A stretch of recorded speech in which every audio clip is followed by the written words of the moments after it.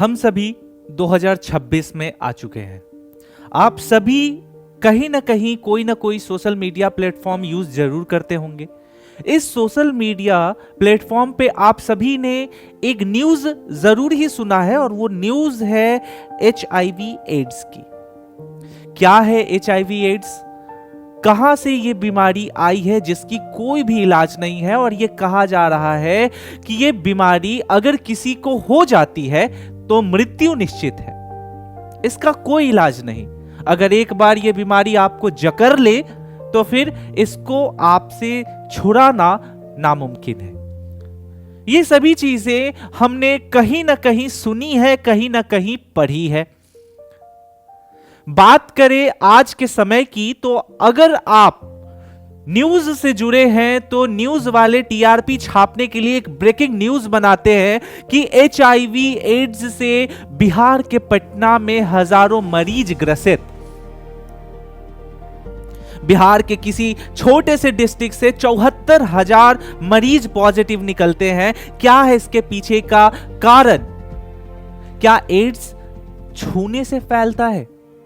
क्या एड्स किसी को गले लगाने से फैलता है या सिर्फ एड्स सेक्स से फैलता है?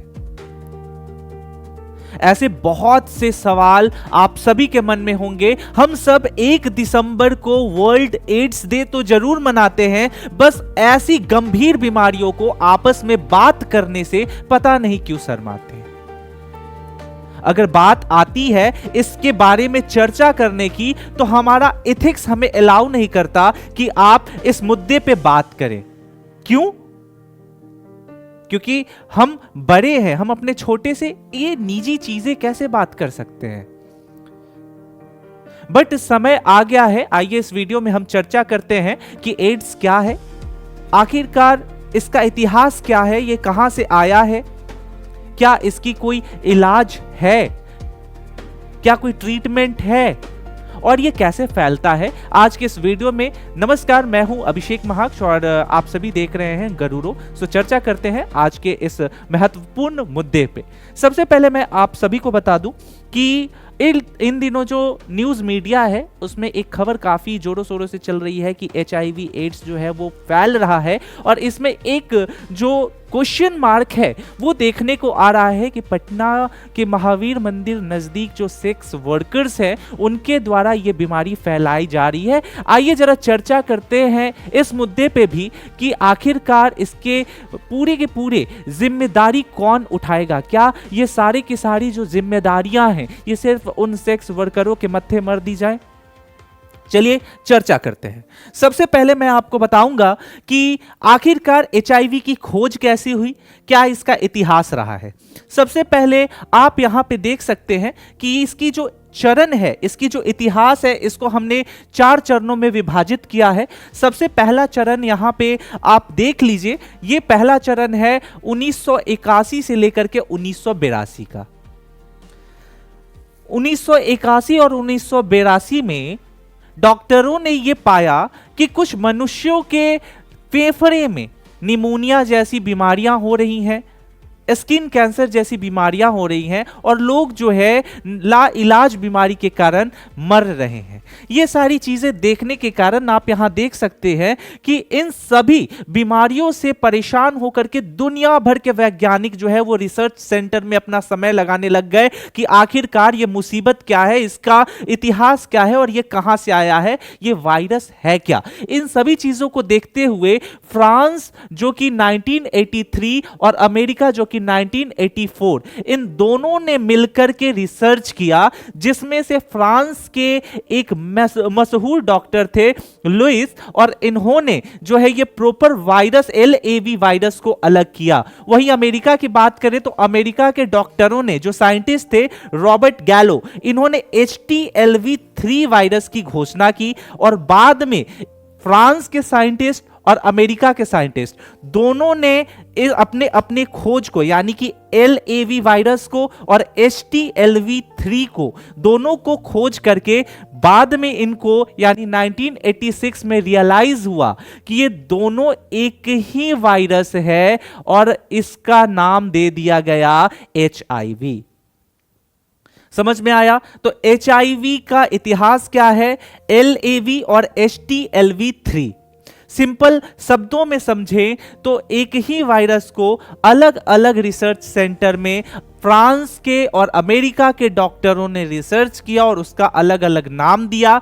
बाद में उस दोनों ने अपनी सहमति से अपने अपने रिसर्च को एक साथ मिला करके एक नया नाम दिया और वहां से निकल करके आया HIV। अब HIV यहां आप देख सकते हैं, तो इन डॉक्टरों को इतनी बड़ी उपलब्धि के लिए जो है नोबेल पुरस्कार जो है ये सम्मानित किया गया। कुल HIV का इतिहास इतना है। आइए जरा इस मुद्दे पे भी बात करते हैं कि आप में से बहुत लोग जो है ये सुन करके घबरा जाते हैं कि सामने वाले इंसान को HIV है, इससे दूर रहना, इसको समाज स्वीकार नहीं करेगा। आइए HIV और एड्स में डिफरेंस को समझते हैं। सबसे पहले यहां पे अगर आप देख रहे होंगे तो एक साइड में मैंने HIV को रखा है और दूसरे साइड में मैंने एड्स को रखा है। सिंपल शब्दों में मैं आपको समझाता हूं कि HIV क्या है। HIV जो है एक वायरस है और HIV का फुल फॉर्म होता है ह्यूमन इम्यूनोडेफिशिएंसी वायरस। इसके बारे में आपने अच्छे से पढ़ा होगा। अगर नहीं पढ़ा है तो सिंपल शब्दों में हम लोग जो है इसको समझते हैं। यहां पे आप चाहो तो हिंदी में भी समझ सकते हो, इंग्लिश में भी समझ सकते हो, मैंने दोनों में स्लाइड्स लगाए हैं। सबसे पहले HIV एक वायरस है जिसको CD4 सेल यहां पे इसका नाम रहता है। इतना टेक्निकली हम लोग नहीं जाएंगे, पहले आप समझ लीजिए कि अगर कोई आदमी HIV पॉजिटिव पाया जाता है, इसका मतलब है कि HIV का वायरस उसके शरीर में प्रवेश कर चुका है। लेकिन यह बिल्कुल भी आप अफवाह में मत रहिए कि वो जो है एड्स से पीड़ित हो गया है। उसके शरीर में अभी के अभी सिर्फ और सिर्फ जो है वो HIV का वायरस घुसा है। समझ में आ रहा है? एक एग्जाम्पल के तौर पे आपको मैं और बताता हूं। मेरे पीछे एक अच्छा खासा आपने लकड़ी का बोटा देखा है। ये एक लकड़ी का पार्ट है और ये बिल्कुल सही है, यानी कि ये हमारा शरीर है, ठीक है, ये हमारा बॉडी है। और इसमें जो एक कीड़ा लगता है जिसको हम लोग घुन बोलते हैं, एक कीड़ा होता है घुन, वो घुन जो है वो HIV वायरस है। यानी कि ये जो एक कीड़ा है अगर इसमें आ गया तो ये HIV अभी बॉडी में एंटर किया है। लेकिन जब ये घुन पूरी तरीके से लकड़ियों को अंदर से खोखला कर देगा, श्वेत रक्त कोशिका जो है, श्वेत रक्त कोशिका को जब डैमेज कर देगा तब वो एड्स कहलाता है। लेकिन स्टार्टिंग का फेज सिर्फ और सिर्फ HIV कहलाता है। सेम उसी तरीके से आप यहां पे दो इमेज देख लो, यानी कि पहला जो लकड़ी है वो आपकी बॉडी है। यहां पे अभी HIV नामक जो वायरस है ये इसमें एंटर किया है और यहां से लेकर के स्टेज 1 से लेकर के स्टेज 2 तक जाने में जो है टाइम लग जाता है, तुरंत नहीं होता। ऐसा नहीं है कि वायरस आपके बॉडी में घुसा और आप एड्स पीड़ित हो गए। इसके बीच में जो है एक समय सीमा लगता है, वो समय लगता है और जिसके दौरान जो है आप मेडिसिन खा करके मेंटेन रह सकते हो। धीरे धीरे वो आपको कमजोर करता है, धीरे धीरे वो आपको खोखला करता है। सो अगर कोई आदमी पॉजिटिव आता है तो उससे ये बिल्कुल मत भेदभाव कीजिए कि तुम समाज से बाहर रहो, तुम हमारे बीच में मत आओ। इससे क्या होता है कि वो मानसिक प्रेशर को झेलता है, वो मेंटली कमजोर हो जाता है और मरने जैसी गलत स्टेप जो है वो अपनाता है। तो ये सारी चीजें बिल्कुल भी नहीं करनी चाहिए, ठीक है। तो ये दोनों डिफरेंस है। सेम इसी चीज को आप यहां पे देख लो कि किस तरीके से ये वायरस आपके ब्लड में घुसता है। घुसने के बाद ये आपके जो श्वेत कोशिका है, व्हाइट ब्लड सेल है, उसको डैमेज करता है। बॉडी में WBC ही नहीं रहेगा, जिसको हम श्वेत सैनिक के नाम से जानते हैं, वही नहीं रहेगा। तो अगर हमारे बॉडी में कोई भी बैक्टीरिया या वायरस जो है हमला करेगा तो हमारी सुरक्षा करने के लिए हमारे खून में WBC की कमी हो जाएगी और हम आसानी से जल्दी जल्दी बीमार पड़ेंगे। तो जब भी किसी को HIV होता है तो वो इंसान मरता कैसे है? क्योंकि धीरे धीरे उसका WBC कम पड़ जाता है, कमजोर पड़ जाता है और वो नॉर्मल सी बीमारियां जैसे सर्दी, खांसी, इंफेक्शन से भी वो पीड़ित होता है और होते होते उसका शरीर इतना कमजोर हो जाता है कि वो मर जाता है। सिंपल ये फंडा है, ठीक है। अब आगे यहां पे और अच्छे से आप समझिए कि यहां पे एक चीज और देखिए कि HIV फैलता कैसे है, जो कि अगर आप जा रहे हो, अस्पताल जा रहे हो और वहां पे डॉक्टर सेम सिरिंज से आप दोनों का इलाज करता है, तो एक ये रीजन होता है कि आप सभी को जो है सिरिंज अलग करना चाहिए, सेम सिरिंज से इस्तेमाल नहीं करना चाहिए। एक कारण ये हो गया। दूसरा कि अगर किसी के शरीर में खून की कमी है और वो किसी दूसरे से खून ले लेता है, अपने बॉडी में ट्रांसप्लांट करा लेता है, तो ये दूसरा रीजन होता है। तो पहला रीजन सिरिंज हो गया, सुइयों से बच करके रहना है। और ये निडल जो है, एक बार अगर कोई इंसान सुई इस्तेमाल किया तो उसको दोबारा हम इस्तेमाल नहीं करेंगे, किसी भी कीमत पे नहीं करेंगे, किसी भी हालत पे नहीं करेंगे। दूसरा कि अगर हम किसी भी ब्लड को अपने बॉडी में ले रहे हैं तो सबसे पहले उसकी प्यूरिटी को हम चेक करेंगे कि वो उसका जो कंडीशन है वो क्या है, क्या वो ब्लड आपके लिए बेहतर है या नहीं है। बिल्कुल भी आंख बंद करके किसी से ब्लड नहीं लेंगे, ये सारी चीजें देखेंगे।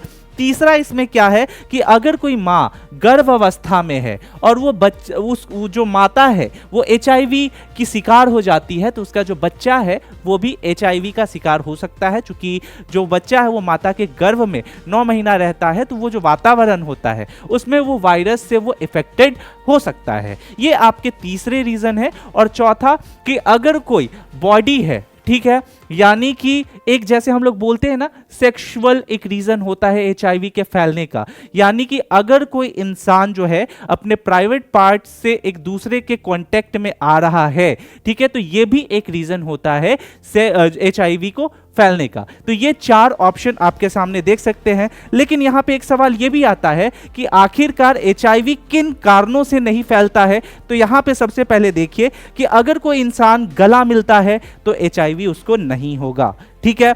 अगर कोई आदमी जो HIV पॉजिटिव है और वो वहां पे टॉयलेट जाता है और सेम दूसरा आदमी वहां पे टॉयलेट करता है, सेम कमोड का इस्तेमाल करता है, तो उससे भी शौचालय शेयर करने से भी HIV नहीं होता है। हालांकि यहां पे आपको जो है शौचालय में सफाई रखनी चाहिए और हाइजीन मेंटेन करके ही जो है आप पब्लिक टॉयलेट पे इस्तेमाल मत करना, बिल्कुल भी मत करना जब तक कोई मोस्टली इमरजेंसी ना हो, लेकिन इससे नहीं फैलता।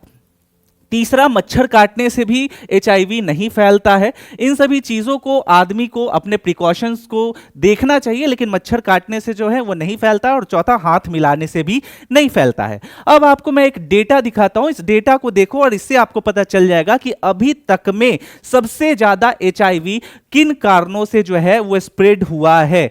यहां पे आप देख सकते हो कि ये डेटा है जिसमें सबसे ज़्यादा जो HIV जो स्प्रेड हुआ है वो यहां देख सकते हो कि अनप्रोटेक्टेड सेक्स के कारण जो है वो HIV फैलता है। सबसे पहला रीजन यहां पे आप देख सकते हो, सबसे ज्यादा 70% अनप्रोटेक्टेड सेक्स के कारण फैलता है। दूसरा यहां पे आप देख सकते हो कि अगर कोई इन्फेक्टेड निडल अपने बॉडी में डाल देता है, यानी ऐसी सुइयां जो संक्रमित रूप से जो है वो घिर चुकी हैं और उससे अगर बॉडी में इस्तेमाल करता है, तो 10% ऐसी सुइयों से होता है।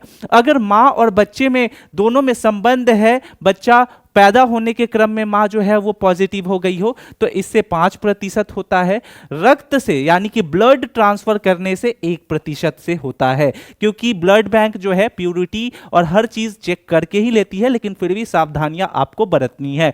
इसके अलावा अगर आप कहीं बाल कटाने जाते हैं तो बार्बर शॉप पे आपको हर चीज अच्छे से मेंटेन करवा करके ही इस्तेमाल करना है। वहां पे चेक करना है कि जो ब्लेड वगैरह है वो अच्छे से चेंज कर दिया जाए। तो इन सभी चीजों के कारण जो है HIV फैलता है। दूसरी चीजें ये देखिए, ये आपका WBC है यानी व्हाइट ब्लड सेल है, और इसका बेनिफिट क्या है, तो यहां पे एक तरफ आप देख लो कि ये आपके अंदर जितने भी इंफेक्शंस आपके अंदर हैं उन सभी को खत्म करता है, उससे आपको सुरक्षा प्रदान करता है। दूसरा कि ये जो है आपके अंदर एक तरीके से ऐसा फोर्टिफाइड किला बनाता है, एक ऐसा दीवार बनाता है कि बाहर से आने वाले जितने बैक्टीरियाज हैं उस पे ये हावी होकर के उसको मार देता है। तीसरा यहां पे क्या है कि कोई भी अगर आपको बीमारी हुआ, बुखार हुआ, फीवर हुआ, इन सभी चीजों से ये आपको प्रोटेक्शन देता है।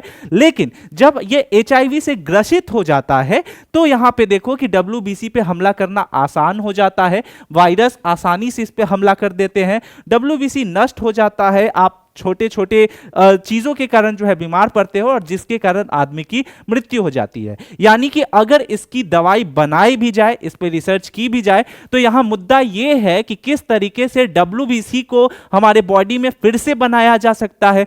अगर इंसान के बॉडी में WBC को फिर से कंटिन्यूअसली बनाया जाने लगे तो इस बीमारी से इंसान एक तरीके से प्रोटेक्टेड हो सकता है, क्योंकि हमारे बॉडी में WBC की कमी हो जाती है जिसके कारण इंसान कमजोर हो जाता है, मर जाता है, बीमार हो जाता है।